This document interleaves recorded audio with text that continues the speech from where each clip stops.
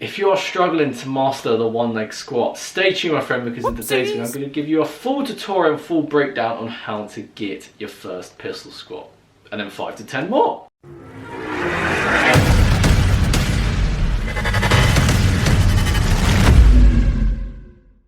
Crew members, welcome back to the channel my friends. How are you doing today? If you're on board the Game Strength Express though, I don't know what you're doing my friend. You should start though by subscribing to the channel and turning on post notifications, because if you're new to weight training calisthenics, every single video I make on this channel are specifically dedicated to people like you to help you reach your goals faster. Right, so when it comes to mastering the pistol squat, the one leg squat, the first thing you got to nail down is the archer squat, because not only will the archer squat help you build a solid foundation of unilateral leg strength, it will also help you increase your mobility in certain areas in which is extremely important for the pistol squat, such as adequate hip mobility. And if you don't have the foundation check, your progress is going to plummet pretty quickly my friend. So I don't want that to be happening to you. So for the full archer squat routine, I'll leave it up here in this card here for you to check out yourself. So the first progression will be a seated pistol squat, where instead of squatting literally arse to grass, you place something like a chair, a bench, a sofa, anything that tickles your fancy underneath your glutes in order to limit the range of motion to match your current strength level at the right intensity.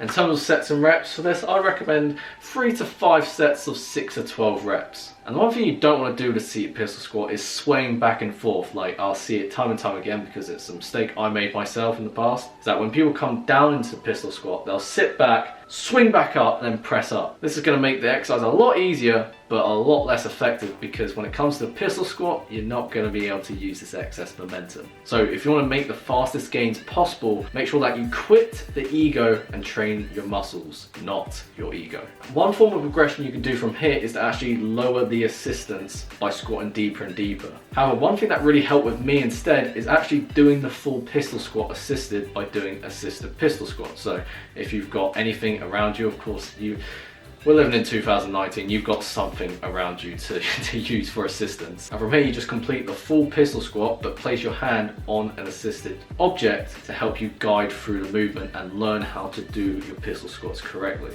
And again, don't make the mistake I used to make by actually pressing down with your hands to help you out with the movement, because that's only really going to increase your momentum gains rather than the strength in your legs. You want to use the object you're using for assistance as a tool to guide you through the movement. Your hands and your arms should use as little assistance as possible. And from here I'd do something similar to the seated pistol squats, in the sense of doing 3 to 5 sets of 5 to 10 reps, because once you build that solid base and learn how to perform the pistol squat properly with assistance, you're going to have no trouble with the next progression, which is the counterbalance pistol squat. And so with the counterbalance pistol squat, it's literally the full pistol squat.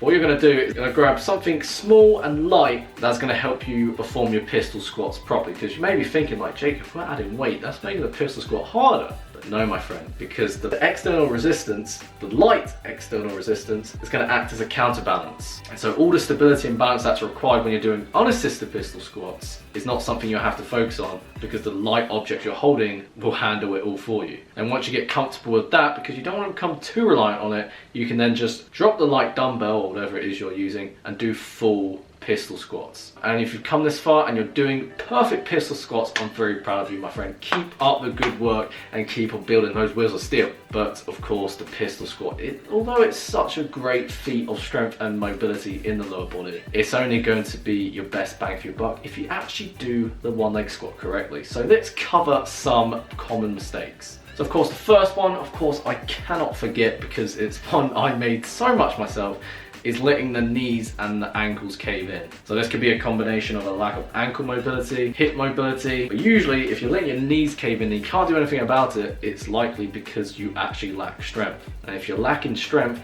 it's because you're trying to progress too fast, my friend. In order to progress long term, you've got to regress, take a step back and learn how to perform the exercise correctly. Poorly performed reps is only going to get you poor results in return, which I'm sure you don't want to be happening to you. But one tip I can give you, no matter what progression you're at, is that you want to try and grip the ground with your foot. And imagine that the resistance is on the outer portion of your foot and your leg. Because not only will this help you maximize strength output by plugging in those energy leaks, it will also increase the stability required to perform your one leg squat without losing balance left, right and center. Another common mistake is excessive rounding of the back. Of course, this is fairly inevitable because of the general nature and biomechanics of the pistol squat, but if you're doing it excessively and your back is beginning to look like a curly chip, this is actually likely because of a mobility deficiency in the thoracic spine. So in order to strengthen and mobilize that T-spine of yours, make sure to check out the card here as I'll link you to a video of mine that will go through the best exercises to help you solve that. And the last mistake in which I want you to be aware of when performing your pistol squats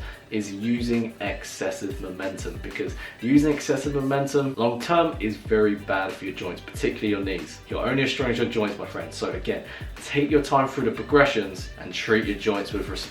So follow the progressions, follow the tips and techniques and cues correctly, accordingly, and you're going to be building wheels of steel in no time, my friend. And so, with that said, if you like this video, if you enjoyed my content, you enjoyed watching every single minute of it, make sure to give this video a thumbs up and comment down below that this video came out of good hands to you. And so as that's enough for me today, I hope you enjoy the rest of your day, my friend, and as always, stay beautiful.